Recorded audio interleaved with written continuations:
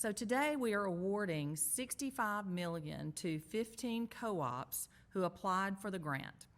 This is such a tremendous effort by these co-ops because the CARES Act requires that money be expended and projects have immediate and substantial impact by the end of this year, the end of 2020, which is really not that far away.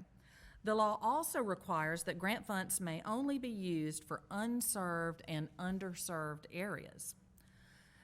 We all know that providing internet service to rural areas is costly and very labor intensive, but these 15 co-ops have taken on this challenge and will be installing 2,765 miles of fiber by the end of this year, by the end of 2020, and an additional 1,980 miles in 2021.